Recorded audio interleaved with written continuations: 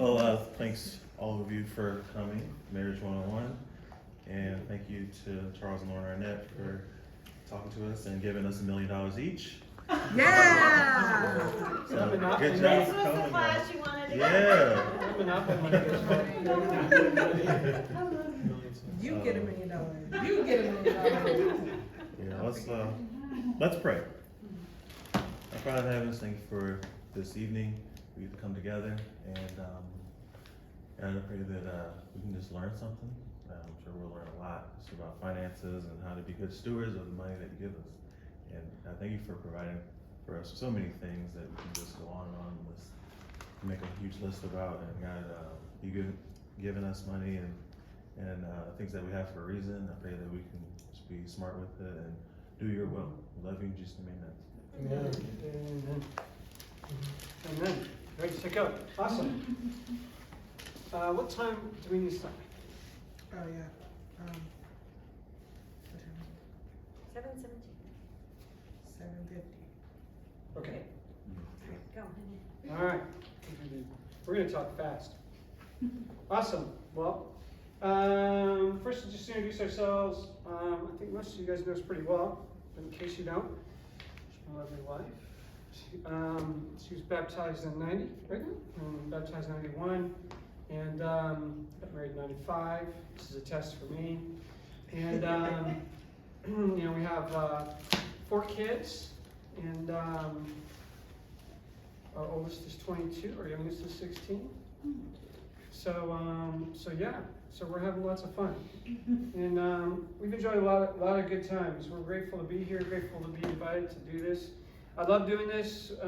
For many years, I did a thing called Financial Peace, and so we're going to be asking all the guys here who took Financial Peace lots of questions. We expect them to answer a lot of things for you. That's the Continental Divide, and anything else about the family? No? All right. So quick question before we jump in. Maybe a couple people, whoever wants to offer up quick. A couple things that you're hoping to get from tonight. Things that, if you think about the topic of money, marriage, God, what is it that you is there anything that you were coming and going, man, I hope we get to talk about this? Potential pitfalls, bad decisions we might make. Now I can tell you a lot of those. I can tell you a lot of those. Can you tell you a lot of what not? Yeah, okay, good. Actually, might add a couple things. Anything else? No? Okay. All right. So, all right, well, you start off. Okay. We're going to tag team. So, money is one of those topics that people typically don't talk a lot about, but it has it's such a huge part of your life. And it's funny, preparing for this class, I've heard lots of things on the radio in my 8-minute commute to work recently on the topic. One of them is 64%, 65% of Americans live paycheck to paycheck. And, that's challenging to live that way. So God's got a better plan than that. We're going to talk a little bit about that. And, we're, as disciples, we're more likely to talk about lots of other things. We'll talk about, I think it's perfect that we're following, the last class was on sex and intimacy, and then this is on finances, because that's the 2 things most people, hey, come on in, couples argue about the most, right? So they kind of go hand in hand. And I think we're more apt to talk about our sexual relationship, and we're more willing and open than to talk about our money. Oh no, we don't look at our budget. We don't want to show you how much we make and how much we spend. That's personal, that's private. Like, we don't talk about that. So it's kind of like we don't talk about Bruno, right? We don't talk about money. So we're going to talk about it, and it's a great thing to talk about. And that just transitions right in. It does. So the funny thing is the Bible offers tons and tons of advice about money. And, there's 500 verses ish on prayer, fewer than 500 on faith. There's more than 2,000 verses on money, or money references. 15% of Jesus' preaching 15% of Jesus' preaching and 11 out of 39 parables he taught involved money in some fashion. And we used money to teach with frequently. Okay. And, yes. No, you're good, mate. You're good. So, so that, you know, it's something that's in there a lot, and but yeah, we just don't talk about it. And there's more scriptures about money in the New Testament than there is about love. It's kind of weird. So, you know, in the Taoist introduction is, you know, money is a strange thing, especially spiritually. Money is a strange thing. We don't talk about it. You know, we talk about lots of other stuff, but we don't talk about it. And so what we want to do is encourage us to talk about it. You know, even when we study the Bible, we'll study the Bible, we'll talk about lots of stuff, but, you know, we talk about giving, but that's about as far as we go. And we don't really talk about what does the Bible say about money. And there's a lot there. And the thing for us is we took a financial peace class, Dave Ramsey, back in 2008. Is that right? Yeah, after the financial crash, I lost lots of money. And made some bad decisions. Yes. And I was just blown away that there was so much there about how to live financially, biblically, and I thought, wow, everybody should know this stuff. So we started doing financial peace classes since then, and did it up till about 2-3 years ago. Did it every year, a couple times a year, and anyways, that's kind of how we ended up doing this. All right, so you and money can be a strange thing. So, you know, and when you come together as husband and wife, you come from different upbringings, different experiences. Maybe your family talked about money, maybe your spouse's family never talked about money, maybe your parents were financially well and made good decisions, maybe you grew up dirt poor, like you're coming from different places. And you come together and then you don't talk about money. And you're like, why are you doing this? Why did you do that? You know, the financial decisions we make, because we come from such different places. And the examples that we've seen growing up, most of us, I don't know, my parents never talked to me about money. They never talked to me about how to save and how to budget and how to spend wisely. I watched them. My parents were pretty financially responsible, but it's not something we ever talked about. It gave me a allowance when I was a kid, but that was like the extent of it. So you come to this topic like a lot of other topics from very different places. So it's important to kind of get on the same page financially. So we've got a quick little test we're gonna do. I'm just gonna throw out some answers. Paper, pencil, something like this quick. We're gonna do it real quick. And so we're gonna throw out. So yeah, it might be better. Typically, in a marriage, you have a nerd when it comes to the finances, and you have a free spirit. Very rarely do you have 2 free spirits or 2 nerds. Sometimes, very rarely. I've seen it once or twice. But usually, now, just saying those words, you might be like, okay, yeah, I'm this one, my spouse is that one. But if you're unsure, we have a quiz. Yeah, and you can, and if you're gonna answer for your spouse, you're probably a nerd. So I'm just gonna read these questions, okay? And I want you to make a note. And then we'll just do a quick tally and see how many of these where you side on these, okay? First one, you actually enjoy balancing the checkbook, or you'd rather balance a spoon on your nose than balance your checkbook. So A or B? A or B, yeah, let's just do A or B.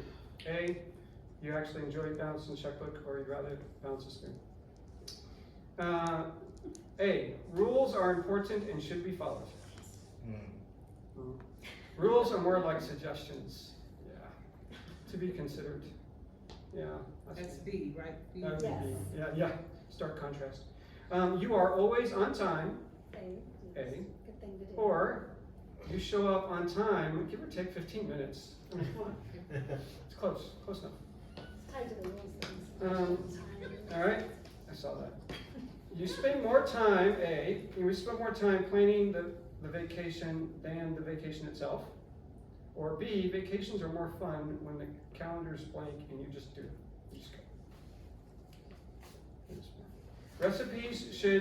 Recipes should be precisely followed, like rules. Or B, recipes are suggestions. Just do a dash here and a dash there. I don't know about that one. Okay. Next one. You read the introductions of books. They're in there for a reason. Does everybody read? Yeah. Or B, you skip introductions, then it's like you read more. What? I don't know. You get it. All right. A, you organize your shirts by color, or you will when you get home. You're doing good just to get your shirts hung up. There you go, brother. If it gets on the hanger, it's in good shape. That's why I hang everything. I can. If it gets there. All right, last one. Clutter is annoying and frustrates you, A. Or B, it's not clutter, it's character. It's character. All right, so A or B. All right, if you found yourself...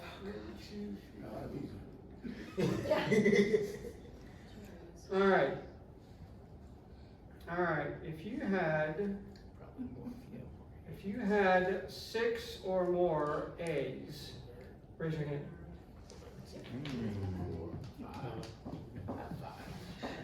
Yeah, you're definitely a nerd. Did anybody have 8? Or no, you only had 7. Did you have 7? Everybody asked, it was all A. Anybody have 7? Did anybody answer 7? Ultra. Yes. Ultra nerds. How many of you had 6 on the B side? 6 on the B side. Let me see how many B's I got. 6 on the B side. Come on, free spirits for you. How many would have had 8 if there was 8? On the free spirit side, if there was 8. 5 B's. You had 5 B's? That's pretty good. 5 B's? That's free spirit-ish. Yeah. You were having So if you had 4, between 4 and 6, you're ish. If you had 6 or above, you're in. On one side. Okay, so you kind of get it, right? Now, so that tells you a little bit about are you free spirit when it comes to life, or are you very nerd structured? Clutter is character. Nerd can be a lot of things. So free spirits and nerds need each other financially, right? Like someone's got to do the budget. Or you're just going to be. Do we have to have a budget? Yes, we'll get to that. Free spirits tend to be more free with their purchases. So we need each other. And obviously free spirits have many strengths with their budget. Yes, they do. We work to each other's strengths. So. Okay, and then there's also,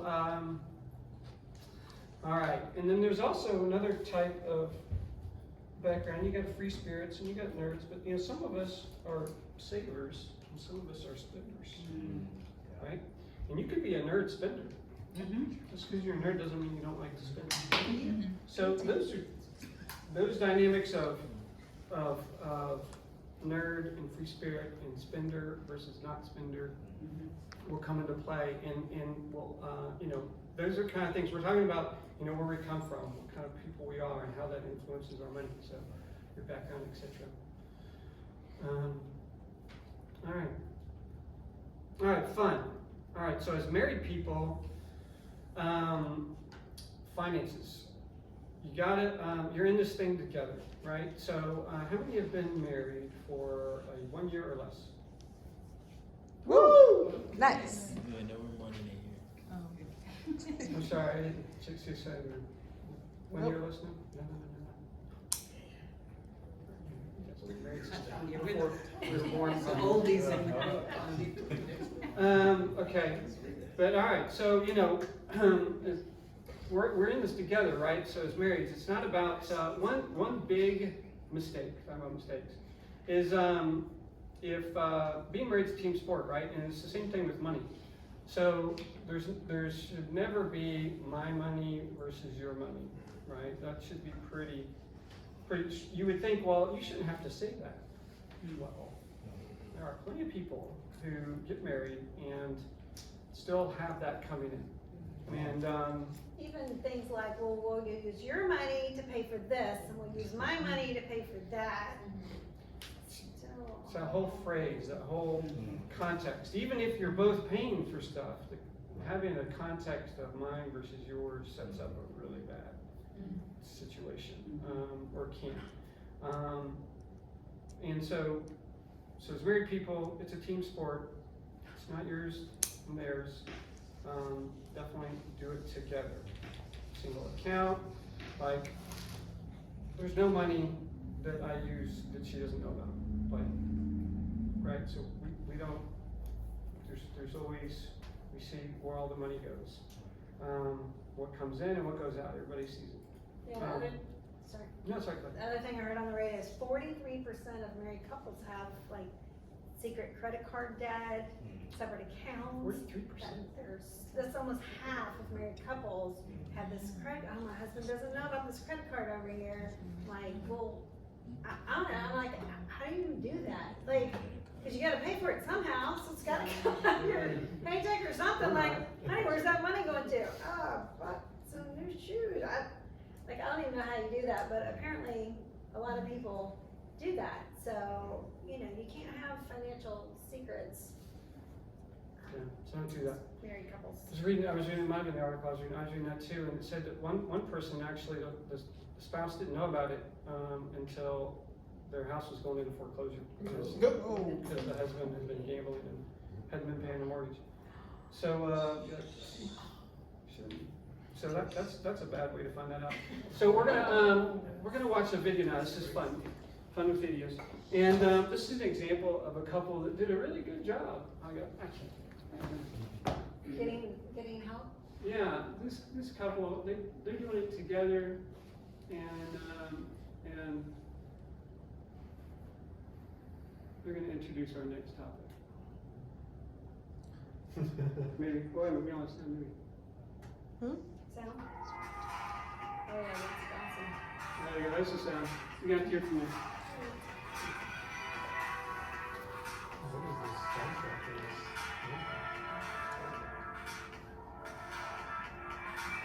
No, that's not it.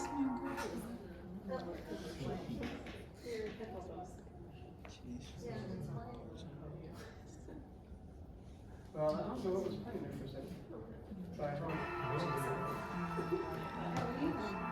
I don't know what you're playing. It's not the video. It's playing some music. Hold on. What happened there? You can find me on SoundCloud. Steve the Hoop dot, SoundCloud. That's me.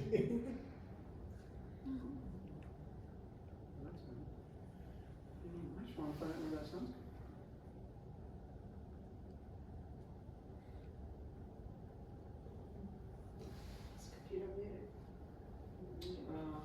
No, there's some other sound coming. Is that a video? What's that? If you go to the sound settings, it should tell you all the devices that are, or the programs that are playing.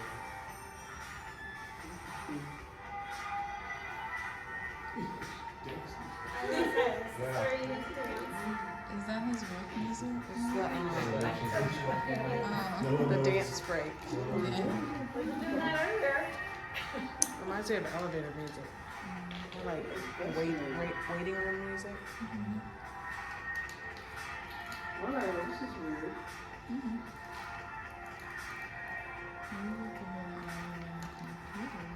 Oh, wait a second. Or you can turn off the song.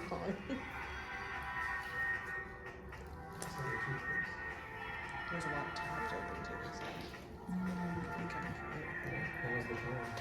Uh-huh. Oh, that's what that was. got it. What was it? It was Roblox. Yes. That's what it was. Yeah. You just have to turn it up on the actual If YouTube you, video. if you click on the YouTube video and just push the up arrow, it'll turn up the volume. A little up Really? arrow on your keyboard. There you go. I know the problem is. It's still coming through your computer, but at least we can hear it. Oh, yeah, it'll still be on. Oh. Alright, so, no, so on. All the way. I mean, There we go. yeah, it's on, but His computer itself. Maybe this is a decimator? Is a thing called decimator? Here we go. There it is. TV set? Oh, there it is.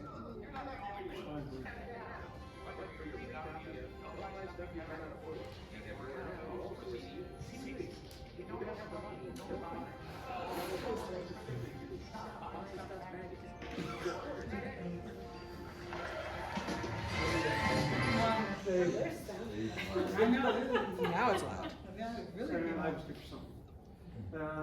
That's good. So these guys, you know, they're together and they're working it together. You see them around the table there and Budget's on. talking budget, and they even got some help. Yeah. It's pretty good. All right. All right. So I have this. At least I can show you. No, that's right. Oh, yeah. Next. Okay. All right, we're ready. There you go. All right. So now we get to talk about the fun stuff. So we're going to talk about some. All right. So we're going to talk about debt. Debt. Yay. That's funny. Better word. All right. So, debt is never something in the Bible that is really spoke about in a positive way. You know, there's a lot of scriptures, different places about it. This one, you know, for example, in New Testament it says, "Let no debt remain outstanding, but only that of love for one another." So, even the one time it's mentioned there, it's really not positive. Proverbs 22:7. This is probably one of my favorite because it's so. It has, if you think through it, this scripture, it really is very accurate. It says, "The rich rule over the poor, and the borrower is slave to the lender." And so, a lot of times, when we get into debt, you just think about however much money you have going into debt, and you think about how much you work, how much of the money you're earning each month, and how much that month is actually going just to pay that, right? And that really, it just stifles you. So, you know, a lot of times people think of, you know, they'll say a lot of things about, you know, how you gain wealth is through borrowing, and you can get wealthy through borrowing, and there's all kinds of things out there that'll tell you that. And I've done a lot of them. I've done most of them. I can tell you most of the things that they say are out there that will do that. Things like, well, we'll get into it. But, and so, you know, they'll say, hey, look, you really got to have a good FICO score. You got to have a really good credit score. And you guys have heard that before? You got to have good credit. And you do. I mean, it's important to have good credit. But what is a credit? You know what the credit score is and what it's made out of? What does it tell you? Who can tell me what it tells you? Yeah, you It's can. not a business to make. But what does it tell you in essence? It's a metric to measure how well you pay your bills. How much you pay? Yeah, how well you pay? Like how often? How often. You pay it? How And the much you size. have? Yeah. You know, how much you have potentially versus how much of that you're using, how much you're leveraging. The whole score is all about just how you interact with debt. Sure. That's all it is. It's not a measurement of being wealthy. You can have an 800 plus score and not be wealthy, not own anything, and have just a bunch of loans. Or you could have a 0 score and own a lot of things. You know, you could write, so Dave, I used to love this, Dave would always say, look, I can write a check and buy an apartment complex, but I can't rent it because my credit score is 0. How messed up is that? So it's not a measurement of wealth. You know, he has a credit score of 0 because he doesn't have any credit. He doesn't use credit. So it's just a weird thing. Now, the reason why, in general, it's accepted that you do need it and you need to maintain it is because it's just because everybody lives that way. Dave is the anomaly. Most people don't operate that way. And that's why why the whole culture is about the debt score, because most of us don't have that kind of money. But you can. Now, so that's part of it, is part of our culture. Debt actually wasn't a huge part of culture until the early 1900s. But you know, the first credit card was right around 1950, I think it was. But we're not going to go into those details because we don't have time. So the thing is about to think, you should be thinking about not how much a month, but how much. So when you think about money, think about how much, not how much a month. Basically, a lot of people use credit cards for emergencies. That's a mistake. Talk about mistakes. Don't think about using credit cards for emergencies. Save money for emergencies. Have an emergency fund. Use a savings account dedicated to emergencies.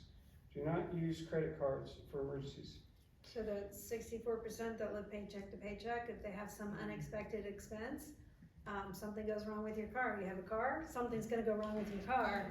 At some point, how are you gonna pay for that? Like, if you're living paycheck to paycheck, you don't have money set aside for the emergencies that will happen, then you're stuck. What are you gonna do? Yeah, so most people, those people that live paycheck to paycheck, when stuff happens to their car, they just use a credit card, and then what happens is the same month the AC goes up. And then, well, can you pay all that off in the next month? No. Okay, well now you're paying interest. So, it's just a trap a lot of people get stuck in. Because they're not thinking about how much, they think about how much a month. Can I pay the payment? They're not thinking about, can I buy the thing? So you need to have a plan. This is where Lauren's favorite part. But let me read a couple of quick scriptures, because these are important. So 1 Thessalonians 4. I ran across this one, and I love this one, because it's kind of sneaky.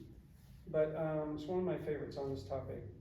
1 Thessalonians 4:11 says, "And to make it your ambition to lead a quiet life, you should mind your own business and work with your hands, just as we told you, so that your daily life may win the respect of outsiders, and so that you will not be dependent on anyone." I love that scripture because, if we are managing our finances well, then we won't be dependent on other people, and we can help people. It's hard to help people when you don't have anything to help them with. When you yourself are struggling, it's harder for you to help others. And so I love this scripture because it's really kind of talking about having that spirit, about being able to help others. It's not necessarily just about being independent, it's about being in a position to help others. Proverbs 27:23 says, "Be sure you know the condition of your flocks, give careful attention to your herds, for riches do not endure forever, and a crown is not secure for all generations." You gotta manage it. So yeah, I am an ultra nerd, and I don't think that's a bad name. I think that's a compliment. And when Charles and I were first married, I would do the budget because I love numbers, and so that was easy for me. And then at some point, for some reason, I thought that as a wife, I should let my husband do the finances. That's the submissive thing to do. And so we tried that for a while, but that's not his strength, numbers, and he's the free spirit. So to make him do the budget was not a great thing for us. So I went back to doing the budget and my ridiculous, crazy spreadsheets with formulas and links, and it's a work of art. But we do it together. I crunch the numbers. I do the work of putting it in and updating it with the checkbook, but we sit down and we talk about our budget. It's not like I make the financial decisions just because I do the actual spreadsheet or whatever you use to budget. There's lots of great apps, but the point is you have to have a plan. Kind of going off script a little bit here. You have to have a plan when you, deal with your money. You have to tell your money where to go before the month starts, or it's gonna be gone and you're not gonna know where it went. Like, budgeting is you being in charge. It's not this restrictive, oh, I hate budgeting because then I can't spend any money. No, it's being in charge of your money. I mean, part of that, and kind of jumping around here, is having some blow money so that you don't feel so like, oh, we can never do anything. But, you know, kind of like a video, you gotta know what you have so you know what you can do.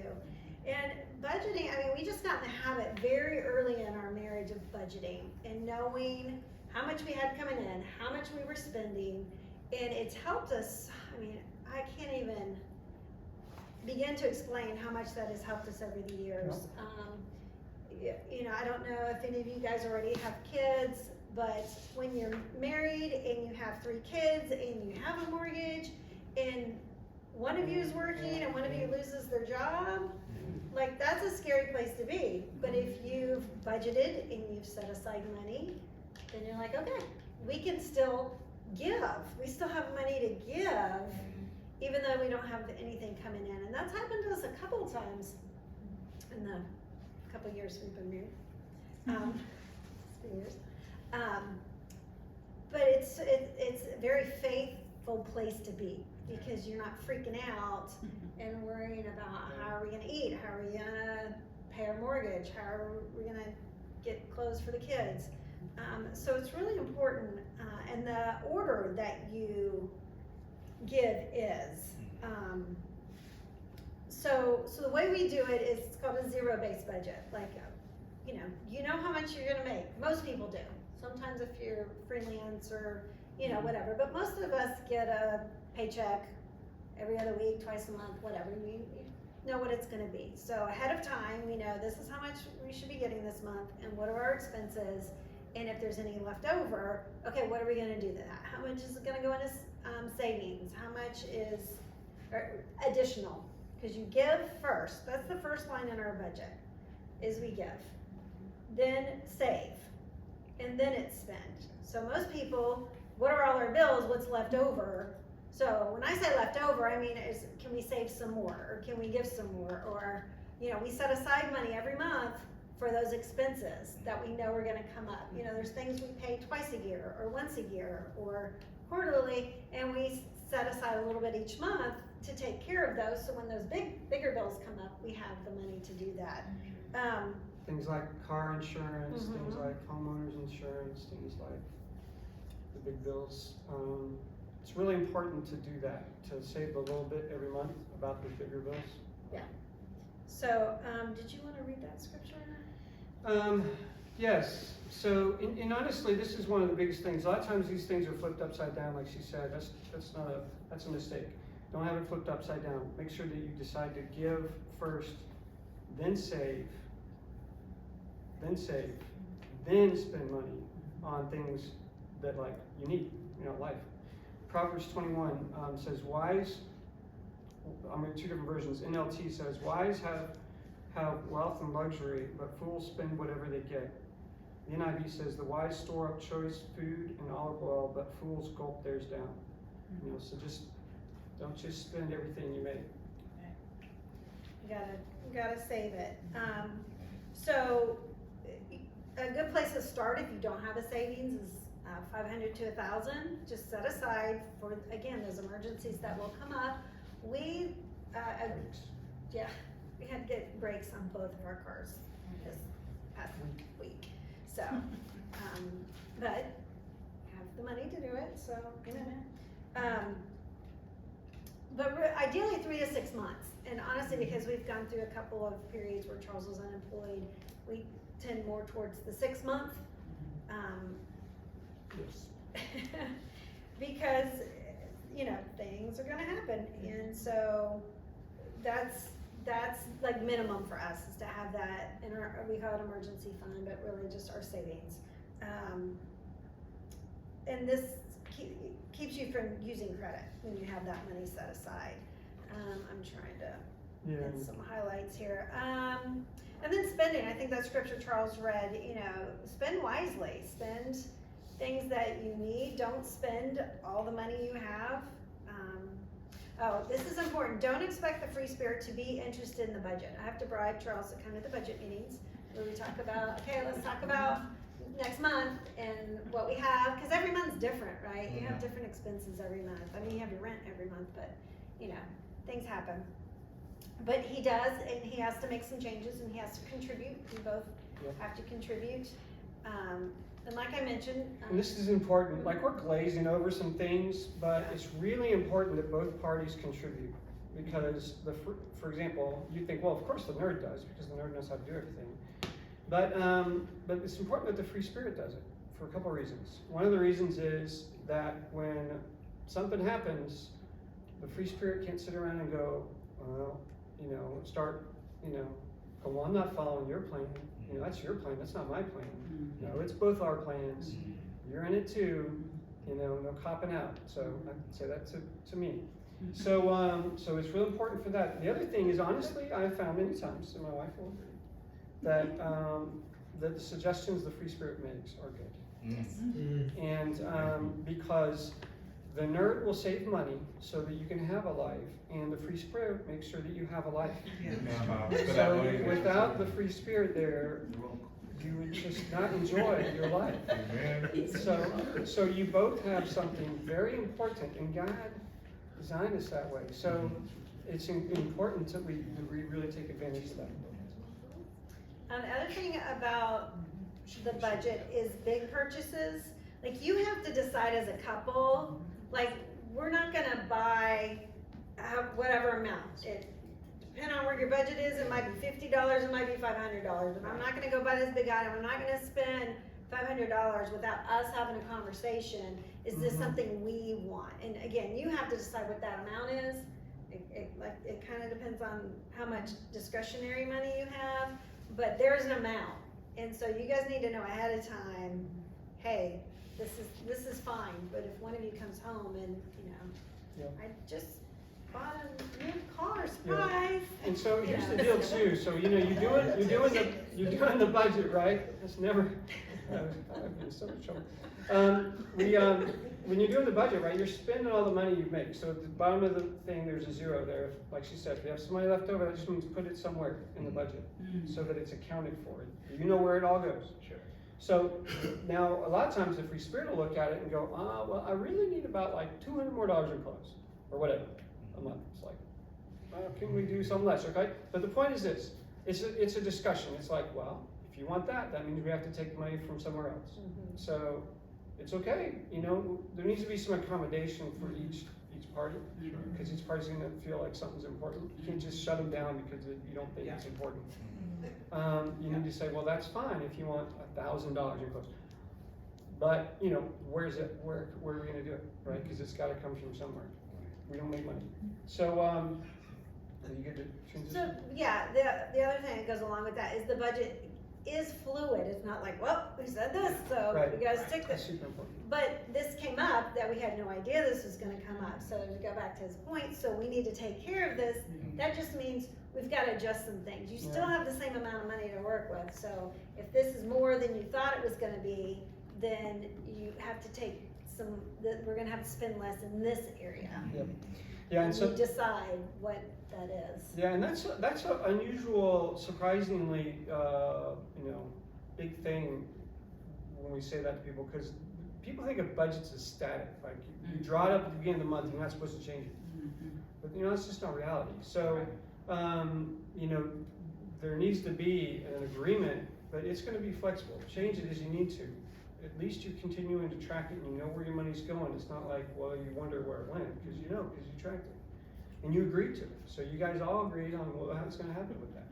So it's okay if it changes. Ours changes about, I don't know, 10, 15 times a month probably.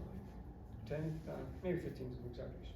Okay, so, anything else on that piece? We're about done. The other thing I'll say, if you haven't been following a budget, is to track your expenses. Like, you know, we've been married for a while. I know how much money I need for groceries every month. It's pretty on par. Every once in a while, hey, we had more people over this month, or, you know, a lot of things are more expensive now. We had to have a conversation. I mean, I've had the same like grocery budget for years and years and years, and now I'm like, okay, it's time to increase the grocery budget because things are getting more expensive. So Plus, once you do it for a whole year, you can just use last year's, and then you know what expenses are normal for that month of the year. And we have like, I don't know, 12 years worth of it, so it's really easy. And we still do it. I mean, you think, oh, you have to stop doing it? No, you just keep doing it the rest of your life. And it's a good thing. I had a couple other topics I would talk about if I had a little bit more time, but we don't want to go beyond that. One is how is wealth built? And I'll just say this, and I love this. This has been a huge theme and help in a lot of ways, not just money, but it's built little by little. Yeah. And so, when you hear that you can make, unless you do an NFT or something and somebody buys it for whatever. But the point is I read an article about a guy who sold NFTs for $700,000 or something. Anyways, it's little by little, right? Proverbs, I love this. By wisdom a house is built, and through understanding it is established. Through knowledge, its rooms are filled with rare and beautiful treasures. Another Proverbs 13:11. Dishonest money dwindles away, but he who gathers money little by little makes it grow. And this concept of little by little is so helpful to me in a lot of ways, so that I don't get into this, mental negative space about money. And so over time it grows. Anybody understand the eighth wonder of the world? Compound interest. Who said that? No, I know, but who do you know where that quote came from? It was Einstein. Einstein said that compound interest is the eighth wonder of the world.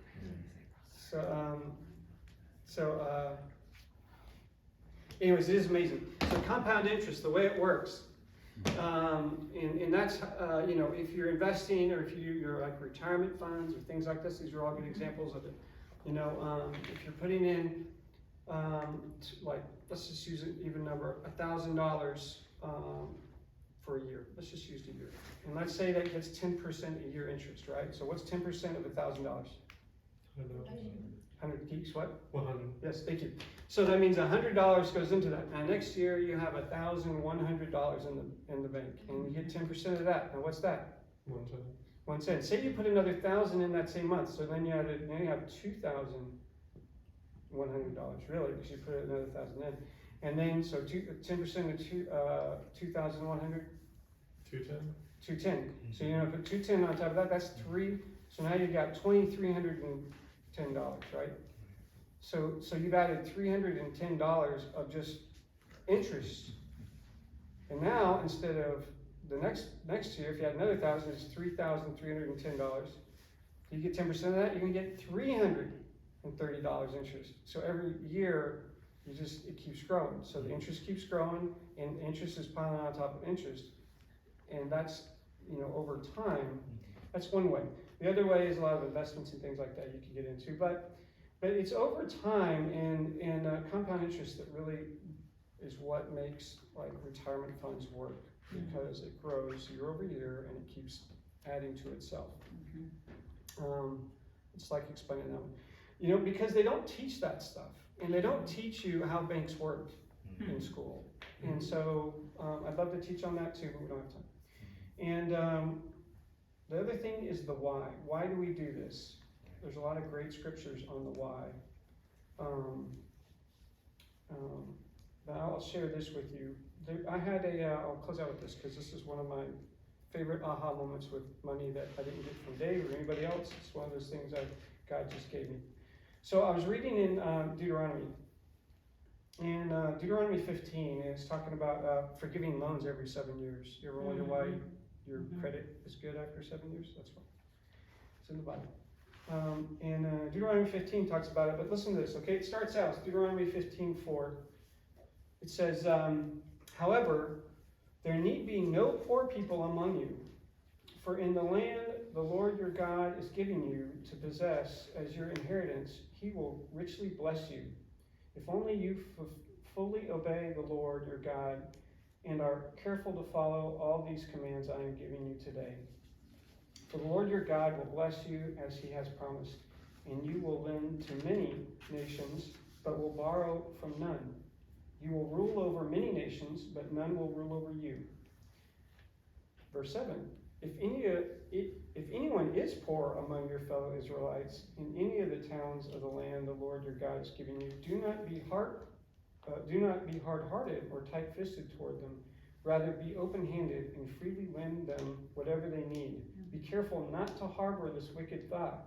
The 7th year, the year of canceling debts, is near, so that you do not show ill will toward the needy among your fellow Israelites and give them nothing. They may then appeal to the Lord against you, and you will be found guilty of sin. Give generously to them, and do so without a grudging heart. Then because of this, the Lord your God will bless you in all your work and in everything you put your hand to. There will always be poor people in the land. Therefore I command you to be open-handed toward your fellow Israelites who are poor and needy in your land. I thought this passage had a huge contradiction in it. Did anybody pick up on it? I read this and I was like, wait a minute, something doesn't add up. Do you know what doesn't add up? The very first verse, what does it say? Right. It says there should be no need, there need be no poor people among you, and then again it says there will always be poor. I was like, wait a minute. I mean, I know I'm not the smartest person in the bunch, but I remember far enough, I can remember that far back. You just said that like 10 verses ago or whatever. I mean, at this top you said there would be no need because you're going to give us this great land, and then the bottom you said you're always going to have them. Well, that's weird. So why is that? Not everybody does what they're supposed to. Yeah?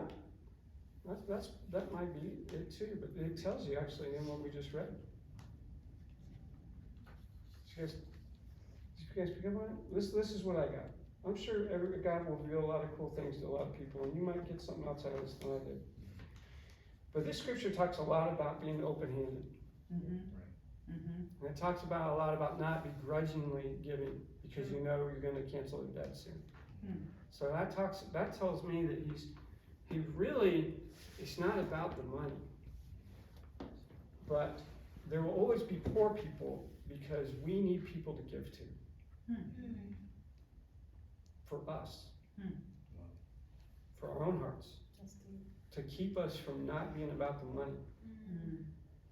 Now, we should manage our money well so that we have money to give because there's always going to be somebody that needs it. And so for me, God's trying to communicate a lot of things in this passage. And it says He will bless you. He'll bless you if you manage it well and give it away. Be generous with it. He gives it to you so we can do something with it, to help people with it.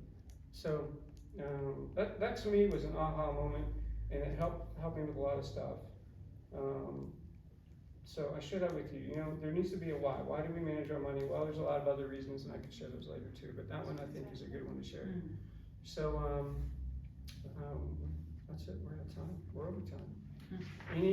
I could give you a couple other goodies. Never buy anything if they say, if you buy today, we'll give you this. Just say thank you. If you'll give that to me tomorrow after I've slept on it, I might consider it. Right. Never fall for that game. Exactly. That is the worst thing ever. And I have fallen for that more than once. So, and I hate it when they do that. So tempting. So always sleep on it. And you have 3 days to cancel it.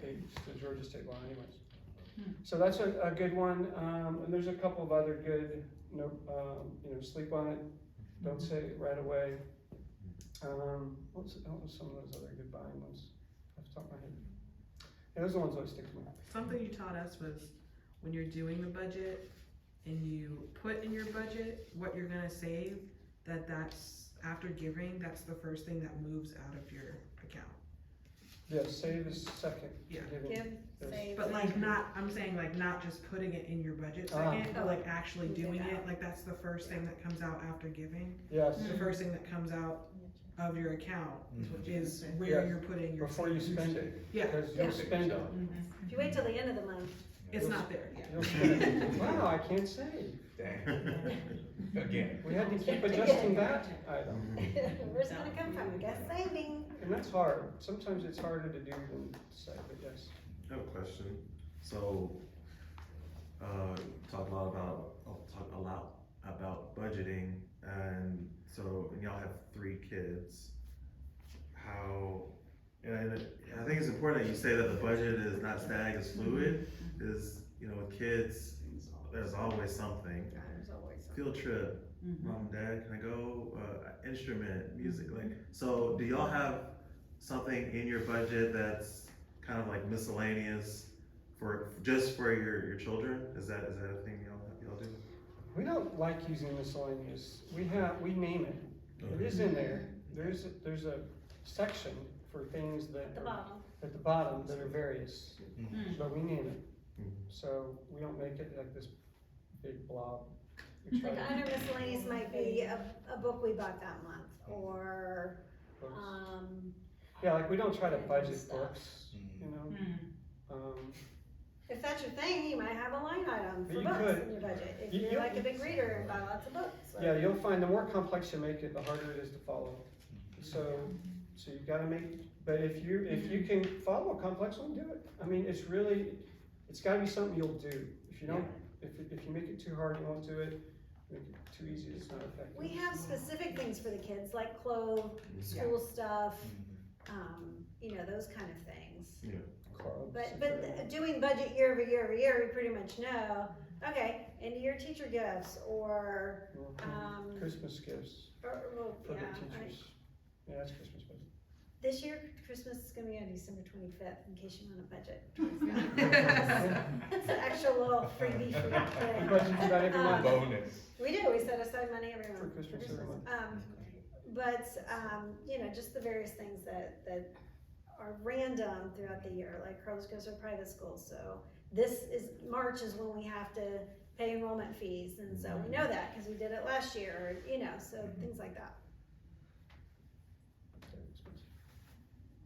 But for those of I'm us sorry. who don't haven't followed budgets much, and maybe don't pay too much attention to like the specific items when we spend, is it easier to start maybe like just building overhead into the different subject lines, and then, you know, tighten things up as you go, I got you. month to month?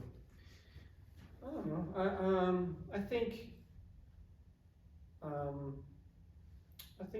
you definitely want to get 0, and if that's where you start, that's fine.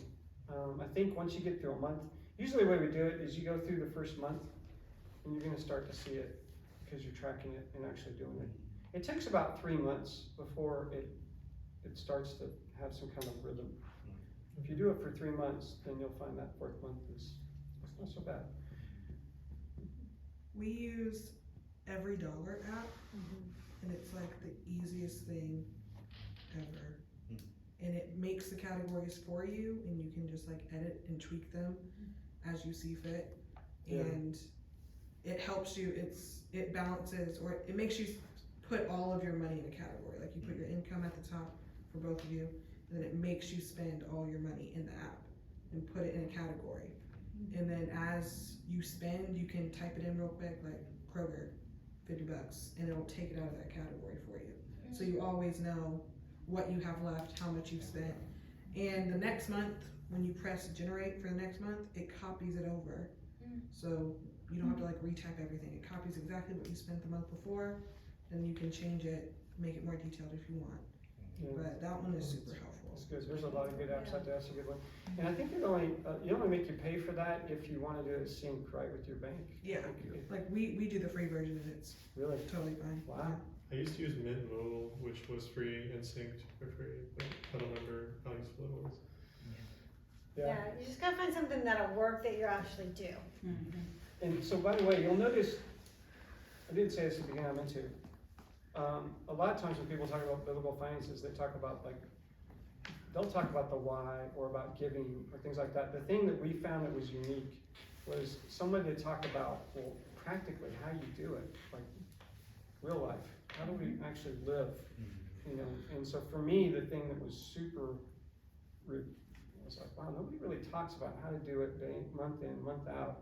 They talk about it at a high level about your convictions and how you should have money convictions, and that's true, we should, but the problem is, we have a hard time doing it, right? I mean, we might have a conviction, but doing it's a whole nother ball of wax if you haven't had any good examples. And most of us haven't been taught anything. So that's why we just kept it real practical about things that you can practically do, and not so much the theory other than that last part. So, you were gonna say? I think you touched on it. I was just, say theoretically, we are living paycheck to paycheck. How do you transition? Can you talk about that? Yeah. That transition from, is it as simple as let's put our money on paper and then go by the budget, or is there some other steps that? Yeah, it's like ripping a Band-Aid. It's like, we've all done something that, like even fasting or whatever, right? Things is like, man, I just don't want to do it, but you kind of make yourself do it. Right. And so, but the nerds usually like to do it more than others. But so yeah, it's not easy. It's hard, and it's like going to the gym. It's like anything that you don't want to do. But I would just jump in and start where you are. Where is it? What's it today? Today's the 19th. So you're coming up on the end of the month. But I would start tracking what you're spending now, and I would set up for the beginning of next month. Just do it month to month. Usually income's monthly, right? Even if you have like a commission-based income, there's still ways to do it. But I would start tracking now, and then start with next month. The budget helps you have a plan. Like Charles was talking about the high level stuff, we've all heard we need to be good stewards.